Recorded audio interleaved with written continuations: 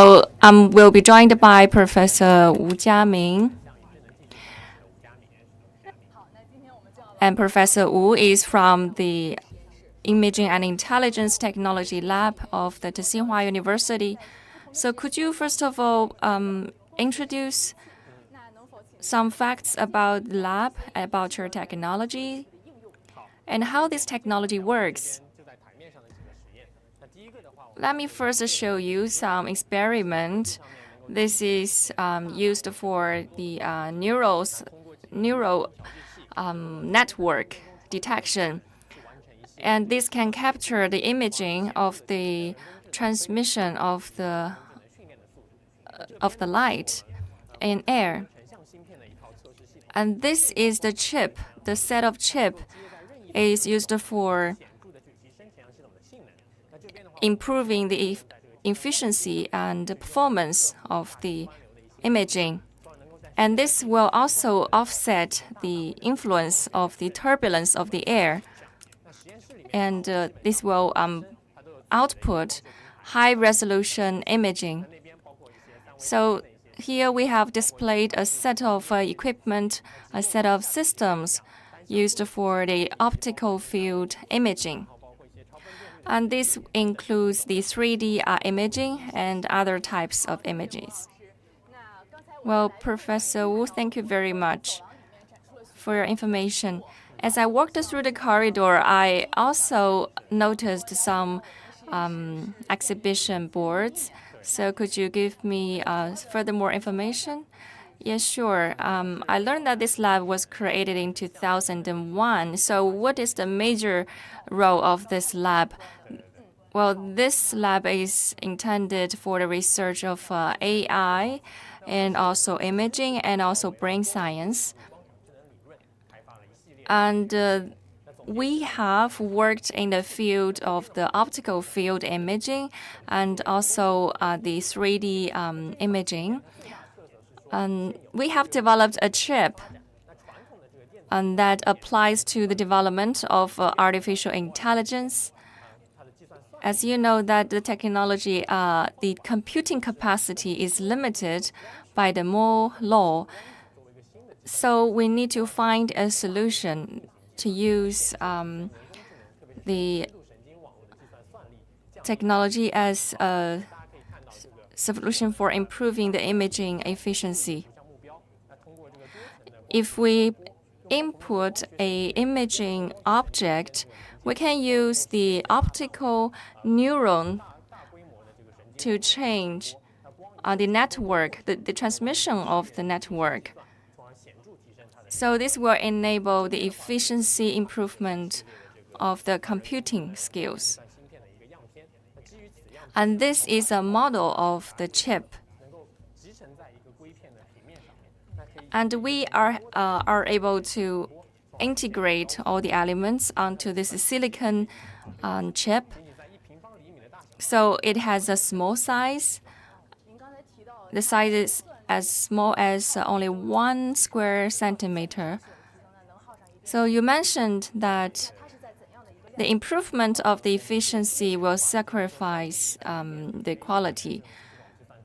So how is the computing capacity now? Our capacity has improved by 8 times, and it is expected to improve by 10 times. And we will also decrease the energy consumption by 6-fold. So as the capacity increases, will it also optimize the computing efficiency? Yes, the answer is yes. You know, you need to charge your equipment, your PC every day. But if we apply this chip, it will save a lot more energy consumption. That means you only need to charge every few months instead of one day, every day. Well, since 2002, we have been trying the application of the technology in UAV. And we also won a national prize of a national level competition. You know, in a small and a narrow space, it is very hard to apply the UAV. So we need to rebuild the 3D model in a precise way. And now with this technology, it has been applied in mines, in coal mine, and other fields. Speaking of UAV, many audience know little about the UAV. They think the UAV may be used for collecting the images. But as I watched this video, I see that the UAV work in a very limited environment where the light is not good. Yes, the environment, if there is a bad environment, it will confine the performance of the UAV. But with our technology, this UAV is able to react to the optical signal. So it is highly sensitive to a more complex environment, and it is able to fly at a faster speed. And once its speed increases, it can fly at a much higher speed. And now it is able to conduct very complex motions. Chips of China, the technology of chips still need to be further developed. So how do you think we can improve? Well, the chip for our lab means the application of hardware. But speaking of the software, we also need to make more efforts. We have developed a series of microscopic equipments in order to boost the development of AI technology. The traditional microscopic equipment is only able to detect or see or observe a small-scale distance. But with our new equipment and new technology, we can detect a much larger space. So we are breaking the bottleneck of this technology. In 2013, we received a national funding from the National Natural Science Foundation of China. This is a very important project. And throughout this project, we have made this equipment. This equipment improved the imaging efficiency by 900 times. If with the traditional imaging technology, the resolution will be lower. But with this new set of equipment, the problem is solved. At the same time, with this equipment, many other manufacturers in China are able to improve their own equipments and technologies. With the traditional techniques, within a space of 100 millimeter, you need to contain the length of the wave at 2.5 millimeter. So with this new equipment, we are able to help the other manufacturers in China to improve their techniques. And with this technology, we are able to create the images of in mammal for the first time in mice.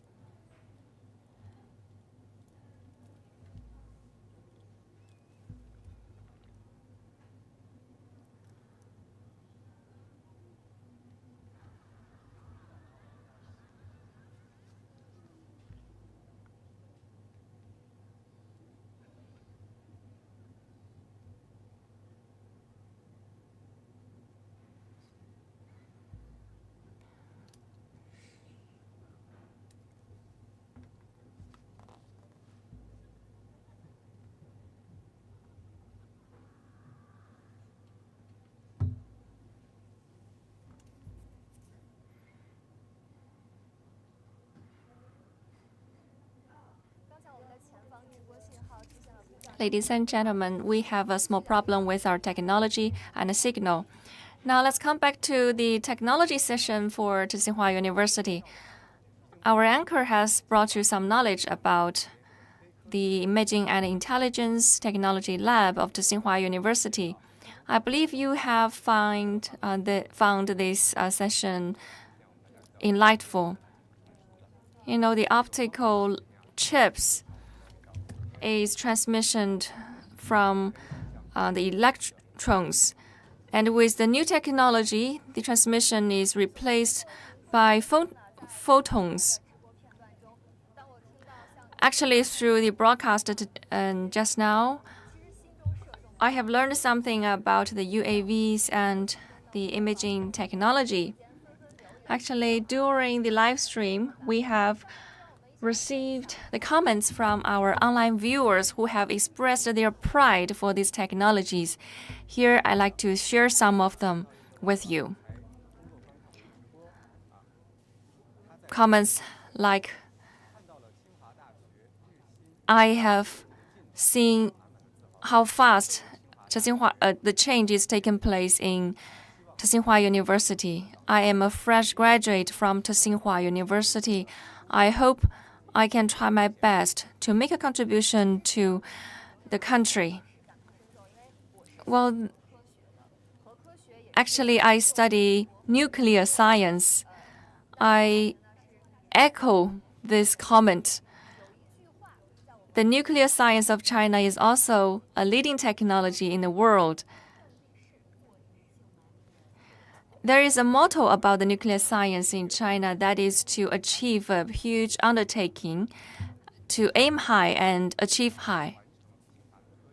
And we received another comment that the commentator wants to make his or her fair contribution to the development of technology. And I also noticed a very special episode that an elderly alumni who was called a nanny. She spoke a lot about her life at Tsinghua University when life was so hard. She recalled her past memories of her college time in Tsinghua University, and she said this spirit will be carried by later generations. And now the signal is back. Let's go back to the Imaging and Intelligence Technology Lab.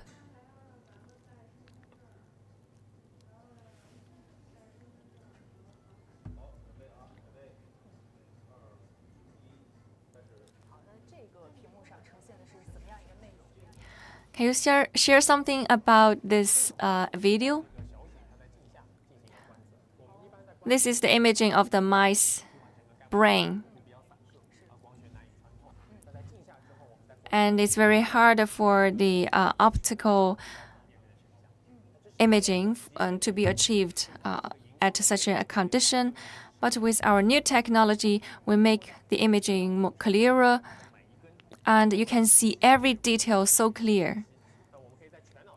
Each blood vessel is so clear. And it enables the imaging to be created in a very clear way. So from the cell to the organization to the organ, you can create the pictures very clearly. And this technology has been applied in a clinical use. For example, we have imaging of a patient body. And we are able to detect where exactly the disease was taking place. We have also some microscopy control technology to screen the medicine and to improve the floating capacity of the medicines. And this is also used for tumor detection. Sometimes when the tumor is detected instantly, you need to produce a cross-cutting imaging. Normally, you need to wait 3 or 4 days before a whole imaging is output. But now with this new technology, you can get instant imaging with virtual coating, with virtual dyeing technology. And this technology also ensures that the tumor is cut out in a precise way. I noticed this microscopic equipment looks similar to the one we have seen before. Well, this equipment enables 3D imaging. It's different from the 2D imaging we have seen just now. Because many tumor cells are shown in a 3D way. And some cells are observed in vitro. So when the cancer cells are developed in vivo, it will face much pressure from the blood and from other parts of the body.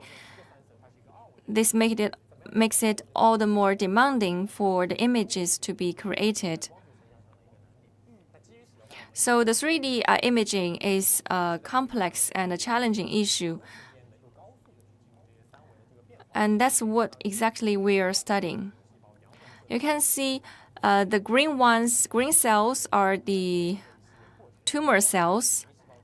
So by observing how they pass and how they move, this shows we can see how the tumor cells are moving.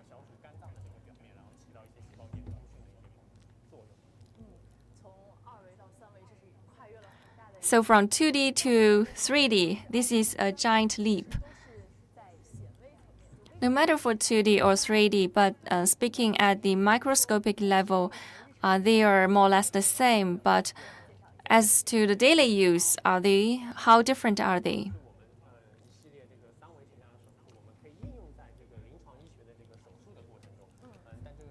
Well, this technology can be used for the clinical use. When the surgery is conducted,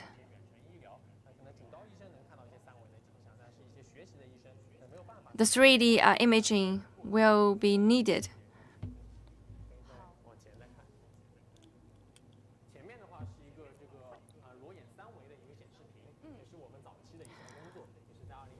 In front of us, there is a naked eye 3D display screen. It's different from the traditional 3D screen. It has another layer of coating. So you can see the 3D imaging real time. And you can feel it's very deep and broad.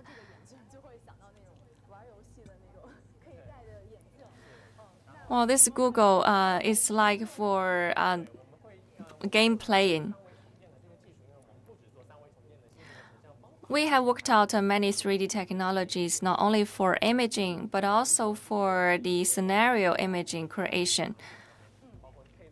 This includes VR use. So by wearing this Google, you can feel the holographic use of the technology.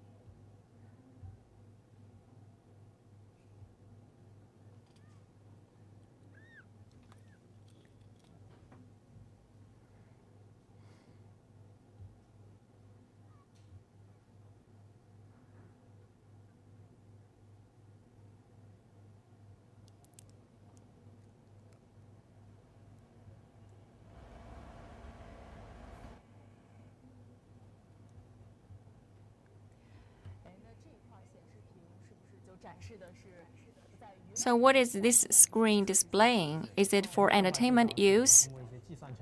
Yes, indeed. I have introduced some methods for imaging and how these technologies help break the limits of traditional technologies. And in this technology, we have applied the algorithms. For example, it can capture some motions without marks. And we can create a group photo, the 3D rebuilding of the group photo. And also it enables the VR imaging creation. And also the VR interaction. We can put the imaging capture at any position you want, and you can also wear this VR Google at home to interact with your teachers. So this technology has been transferred in many ways, and it has been applied widely. So we have built a real-time rebuilding system for filming. In the traditional method, you need a marker to create such a video. But now, the high precision building of the images no longer need the marker. We have applied this technology in many scenarios, including real life. I learned that you have won a lot of patents. So could you say something about your intellectual property rights?